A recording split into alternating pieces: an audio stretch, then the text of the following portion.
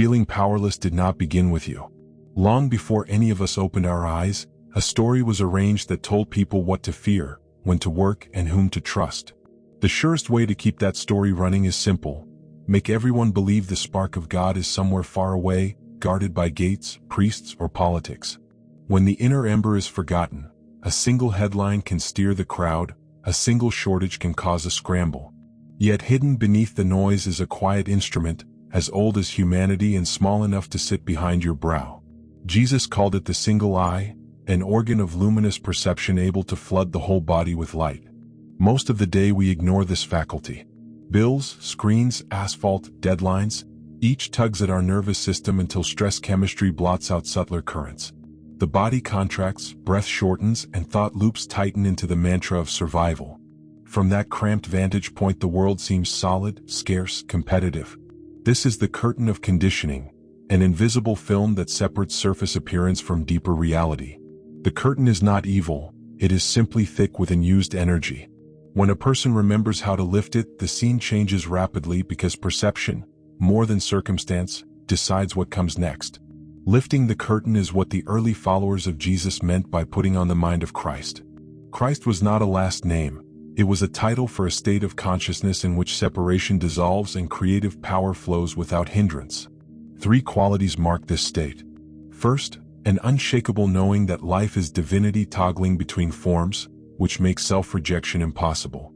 Second, a moment-to-moment watchfulness that filters thought before it hardens into action, keeping the inner field clean. Third, a natural kindness that pours out because the boundary between me and you feels thin, even illusory. These qualities are not achieved by discipline alone. They ignite when a buried sense organ awakens. Across civilizations, the metaphor of an all-seeing eye appears again and again. The eye of Horus painted on Egyptian tombs, the lotus-shaped brow of statues in India, the circular window of medieval cathedrals. Each symbol points to the pineal gland, shaped like a tiny pine cone, floating near the center of the brain. For most adults, its function is limited to keeping circadian rhythms on schedule, dripping serotonin by day and melatonin by night. But under the right conditions, the gland does more than regulate sleep. It acts as a lantern for the soul, casting inward landscapes onto conscious awareness. When that lantern brightens, the difference between material and spiritual dimensions becomes as thin as rice paper. Modern instruments measure only part of the story, yet even those readings surprise researchers. In darkness, the pineal gland bathes itself in blood flow second only to the kidneys, as if preparing for deep inner work. Melatonin levels climb, coaxing the brain out of sharp beta frequencies into the slower hum of alpha and theta. In those gentler currents, the mind stops scanning for threat and starts registering subtler signals. Floating images, intuitive pulses, the soft whisper of guidance. This is the biochemical doorway Jesus slipped through whenever he withdrew before dawn to pray. Night offers a natural assist, but chemistry alone will not open the eye.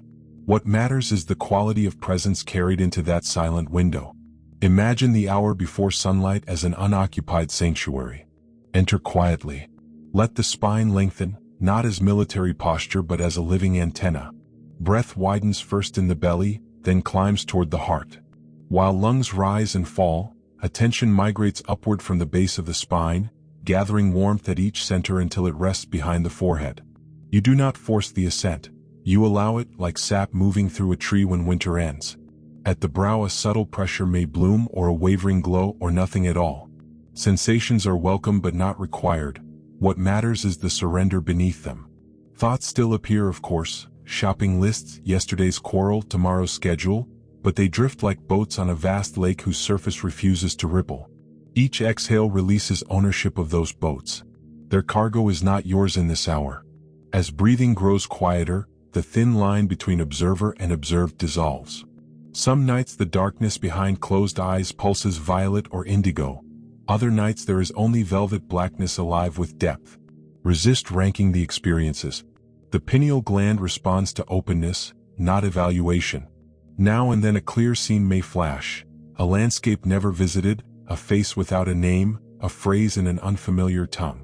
Treat these not as souvenirs for the ego but as postcards from a wider self, reminding you that consciousness is spacious, migratory, unconfined by a single lifespan.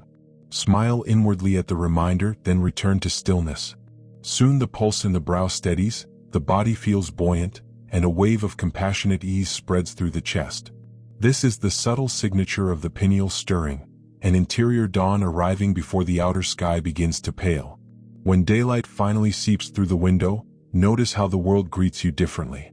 Colors seem less flat, conversations less urgent, routines less heavy. Minor annoyances lose their bite. Generosity surfaces before excuses. The awakened gland does not add new tasks to the schedule.